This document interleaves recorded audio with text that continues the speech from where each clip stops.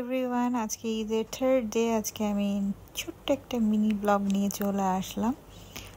ঈদের পর থেকে কোনো তেমন ঘোরাঘুরি হয় নাই, সো আজকে আমরা হাতির ঝিলের দিকে গিয়েছিলাম। সম্পূর্ণ ঢাকা ফাঁকা, দ্যাটস ওয়াই রাস্তায় ঘুরতে খুবই ভালো লাগতেছিল। হাতির ঝিল ঘুরে আমরা চলে গেলাম গুলশানের দিকে।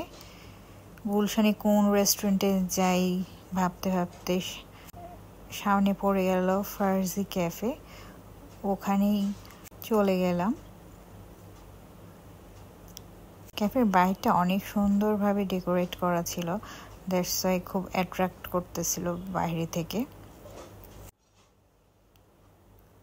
ভিতরে অ্যাম্বিয়েন্সটা খুব সুন্দর, ছোট্ট একটা ক্যাফে। দেন তাদের ভিতরে বারোর সেকশনও ছিল। আমার তো বারে খুব যেতে ইচ্ছে করছিল, এত মিউজিক, লাউড মিউজিক আসছিল, খুব অ্যাট্রাক্ট করছিল, মনে হচ্ছে যাই যাই কি হচ্ছে বারে দেখি। বাট আপনি তো আমাকে কোনোভাবেই বারে ঢুকতে দিবে না, দ্যাটস ওয়াই আমরা রেস্টুরেন্টেই বসলাম। বসে কিছু ফুড অর্ডার করলাম অ্যাপিটাইজার থেকেই। দই ফুচকা, পাপড়ি চাট, আর আরেকটা কিসি যেন দিয়েছিল চালের ভিতরে, চটপটি টাইপস, চটপটির মতনই, বাট চটপটির ডালটা দিয়েছিল হচ্ছে পাঁপড়ের ভিতরে। এই তো এটা ছিল দই ফুচকা। দই ফুচকাটা অনেক মজার ছিল।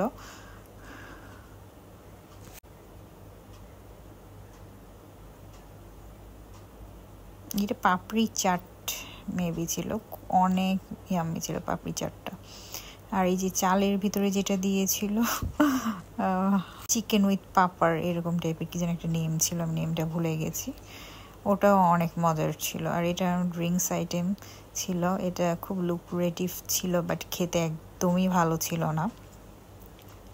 হ্যাঁ, এটা অনেক এক্সপেন্সিভ একটা ড্রিঙ্ক ছিল, বাট খেতে একটুও মজা ছিল না। শাহিনা নিয়েছিল কোল্ড কফি, শাহিনার কোল্ড কফিটা অনেক মজার ছিল। আর আপি নিয়েছিল একটা ফ্রুট জুস।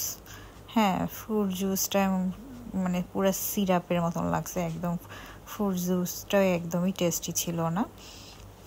ড্রিঙ্কস বাদে ফুডগুলো অনেক মজার ছিল। এই যে ফুডগুলো অনেক মজার ছিল। আর ড্রিঙ্কসের মধ্যে কোল্ড কফিটা মোটামুটি ভালো ছিল।